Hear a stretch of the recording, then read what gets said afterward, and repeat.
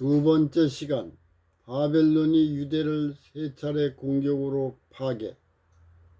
제1차 공격, BC 605년 다니엘 등이 1차 포로가 된다. 제2차 공격, BC 597년 에스겔 등이 2차 포로가 된다. 제3차 공격, BC 586년 예루살렘 성전이 완전히 파괴된다. 바벨론이 유대를 세 차례에 걸쳐 공격을 하게 된 동기는 바벨론과의 군사동맹을 파기하고 적대관계에 있는 이집트와 군사동맹을 맺고 반란을 일으켰다. 바벨론이 유대 성읍과 성전을 파괴하고 많은 사람을 죽이고 성전 기물과 함께 포로로 잡혀갔다. 선지자가 바벨론으로 가라는 호소를 완강하게 거절한 결과였다. 하나님이 아브라함과 언약한 후 1271년간 제사장 나라와 의로 준비시켜 조상의 나라 바벨론에 보내어 70년간 왕같은 제사장 나라의 종이 되어 예언과 복음을 선포해야 했다. 하나님을 영접하고 다시 떠난 유대교와 민족에게 에레미야 선지자가 바벨론과 싸우지 말고 하나님 말씀에 순종하라고 했다. 싸우면 지고 다시 침략할 때에도 대적하면 비참한 최후를 맞이한다고 선지자의 마지막 호소까지 거절하여 최악의 길을 선택하였다. 하나님의 말씀을 불순종하여 인간의 인문학과 지성으로 계획한 사업은 최악과 사망의 길이다. 하나님은 절망적 상황과 환경에서도 영생의 소망으로 인도한다. 하나님은 우리를 왕같은 제사장 나라와 의의 백성이 가는 최선의 길로 항상 인도한다. 다니엘 1장 유대교의 민족이 바벨론에서 포로 생활, 유대에서 포로로 잡혀온 청년이 하나님의 은혜로 말미암아 바벨론 제국의 고관이 된다. 에레미야는 고국에서 하나님의 예언을 선포하고 다니엘과 세 친구는 왕궁에서 하나님의 영광을 나타내고 에스겔은 바벨론의 포로에게 율법을 가르치는 사역을 했다. 다니엘 1에서 5장 다니엘과 계시록 전체의 기본이 되는 영적 바벨론과 연관된 뿌리의 실제 바벨론 역사에 대한 기별을 기술하고 있다. 다니엘 1장에서 1절 말씀 유다왕 여호야김이 애굽을 섬긴 3년 후 바벨론이 BC 605년에 유다에 1차 침략을 했다. 바벨론의 수도는 유브라데 강 연안에 위치해 있는 이라크의 현재 수도 바그다드에서 가깝다. 노아의 후손들과 아브라함이 살던 갈대아우로 근방이다. 창세기 10장 11장 노아 홍수 후 영걸한 사냥꾼으로 이름이 높았던 니무롯이 도시를 건설했으며 그 유명한 바벨탑이 있는 곳이다. 다니엘 1장 2절 말씀 예루살렘 성전에서 가져간 거룩한 기명들을 신의 땅 자기 신의 보고에 두었다. 바벨론의 주신은 마루뚝이며 이 신은 에스길라 신전은 매우 장엄하여 예루살렘 성전의 모습과 매우 흡사하고 비슷한 내용들을 가지고 있다고 하였다. 가인이 아벨의 제사와 비슷한 제사 제도를 모방한 것 같이 사단은 하나님의 성소를 불의로 왜곡하여 모방한 신전을 만들어 하나님의 성전을 파괴하고 성물들을 자기 신전으로 옮기었다. 바벨론 민족이 섬기는 신이 유대 민족이 섬기는 신을 이기었다고 생각하였으나 그 기명은 그들에게 전혀 쓸모가 없었다. 다니엘 5장 벨사살 왕이 그 기명으로 술을 따라 마시다가 최후를 맞이한 사건을 우리는 잘 알고 있다. 바벨론 민족에게 하나님이 계명과 말씀과 율법을 선포하여 죄와 사망과 불법에서 의와 영생과 사랑의 율법으로 해방시키는 것이 하나님의 섭리였다. 다니엘 1장 3절에서 7절 말씀, 이스라엘 자손 중에서 왕족과 귀족 몇 사람 흠이 없고 아름다우며 모든 재주에 통달하며 지식이 있고 학문에 익숙하여 왕궁에서 일할 사람을 데려오게 하였다. 다니엘과 세 친구는 유년 시절 유대교의 성경을 배워서 잘 알고 있다. 유대에서 하나님의 뜻에 합당한 교육으로 양육하고 훈련을 받은 순결하고 정직한 일꾼이었다. 이제 이교 나라 흑암의 궁전에서 하나님의 광명한 의의 빛을 비추고 복음을 선포하는 하나님의 종들이었다. 그들은 환경과 학문과 언어와 이름과 음식이 바뀐 우상을 숭배하는 나라에서 새로운 학문을 배웠다. 환경, 하나님을 신봉하는 나라에서 이교 대제국 왕궁으로. 학문, 하나님을 배우는 학문에서 우상을 숭배하는 학문으로. 언어, 하나님을 찬양하는 언어에서 우상을 찬양하는 언어로. 이름, 하나님을 찬양하는 이름에서 우상을 찬양하는 이름으로. 음식, 성경이 정한 음식에서 이교의 대제국 왕국 음식으로. 위에서 언급한 환경과 상황과 하나님을 떠난 흑암이 충만한 왕궁에서 3년간 교육을 받아야 했다. 이교의 왕궁에서 감수성이 예민한 소년기에 하나님 대신 우상을 섬기는 교육을 받을 수밖에 없었다. 포로에게는 선택의 자유가 제한되어 있다.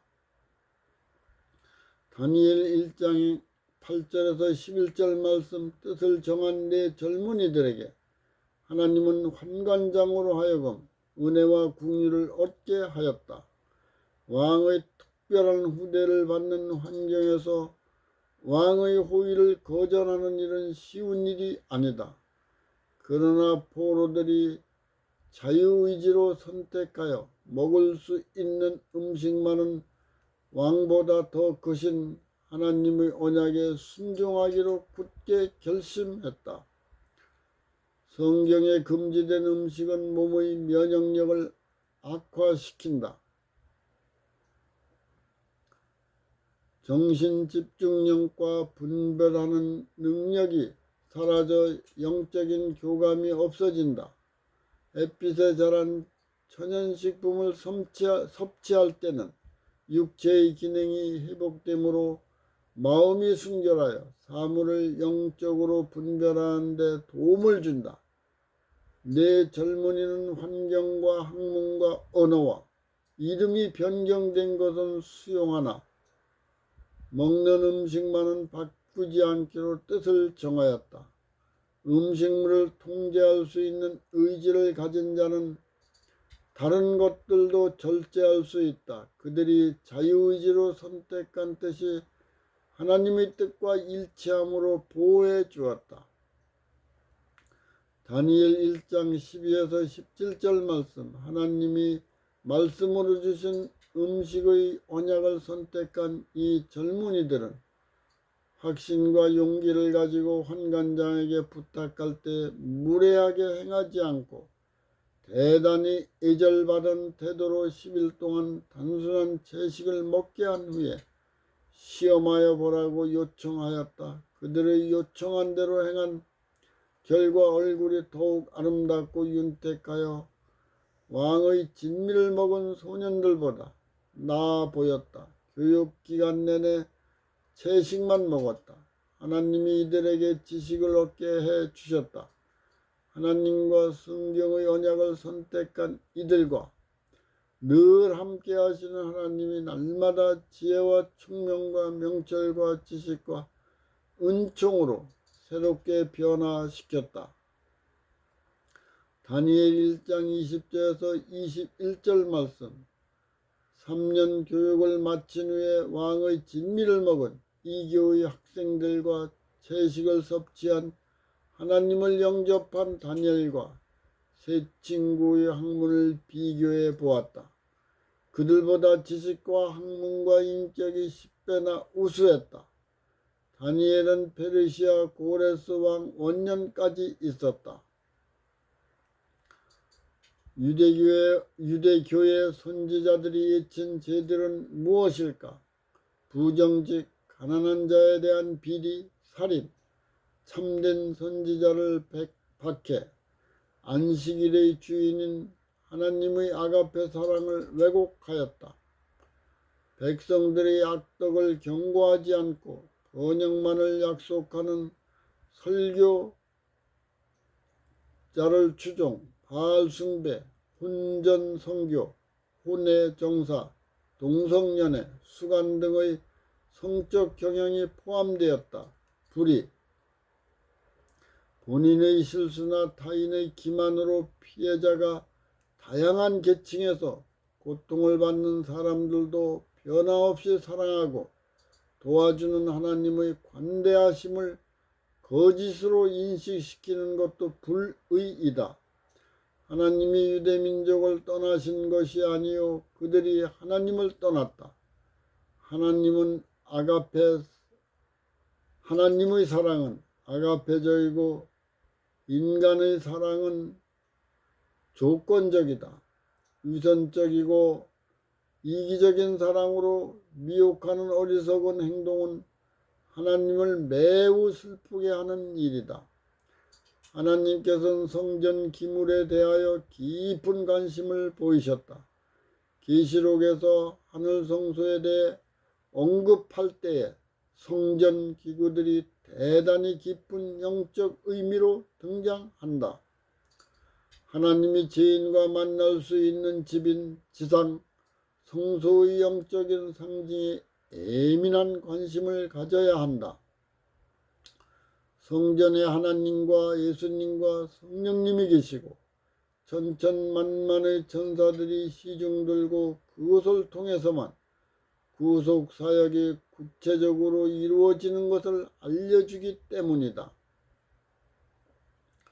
다니엘 2장 신상으로 나타낸 세상과 기독교가 연관된 역사. 하나님의 부름에 순종한 다니엘과 세 친구들을 왕궁에서 일할 수 있도록 준비했다. 그들이 왕궁에서 있은 지 얼마 되지 않았을 때 느부갓네살 왕이 한 놀라운 꿈을 꾸고 나서 그 꿈으로 인해 잠을 이루지 못하였다. 매우 중대한 의미가 담겨진 꿈이라고만 확신했을 뿐 왕은 그 꿈의 내용을 정확하게 기억할 수가 없었다. 표현하기 어려운 복잡하고 장엄한 사람의 신상이었다. 다니엘 2장 1절 말씀. 바벨론 왕 느부갓네살이 왕위를 계승한 지 2년의 꿈을 꾸었다. BC 603년경은 605년에 제의하여 3년째 되는 해이다. 다니엘 2장 2절에서 9절 말씀. 바벨론 제국의 국비로 양성된 수많은 박사와 술객과 점쟁이들과 술사가 느부갓네살 왕의 명령으로 호출되었다. 왕 앞에서 중대한 의미가 포함되는 꿈의 내용과 해석까지 하라는 명령이 내려졌다. 그들은 느부갓네살 왕의 정치 고문들이었다. 이들은 왕의 요구에 응하지 못하여 죽게 되었다. 하나님께서 세상과 연관된 기독교의 역사를 인간의 신상으로 보여준 꿈과 미래에 성취될 역사를 해석하는 것은 시간과 공간을 초월한 창조주 하나님과 성령님 외에는 아무도 알아낼 존재가 없다. 주술가의 탈을 쓴 사탄도 인간의 운명을 결정하여 암시에 의한 체면에 빠지게 한다. 하나님을 떠난 죄를 고백하고 영접하기 전에 멸망시키는 미혹을 믿게 하여 사망의 길을 선택하게 한다. 심지어 어린 자녀들을 서로 비교하여 운명을 결정하는 일을 한다. 우매한 인간은 그것을 믿는 증표로 역술가에게 진단과 처방을 받는다. 사탄의 종으로 한 인간의 장래를 결정하는 죄를 범하는 사례가 많다. 하나님의 계명과 말씀과 율법을 믿는다고 공언하는 자도 미혹에 빠질 수 있다. 꿈과 환상으로 보여주는 성경이나 천사나 십자가나 혹은 예수님의 모습에 대한 것일지라도 인본적인 신앙과 연결하는 것은 영적으로 매우 위험하다. 다음 시간에는 세 번째, 성경 말씀에 비추어 보고 성령님의 인도에 순종하는 것을 연구하겠습니다.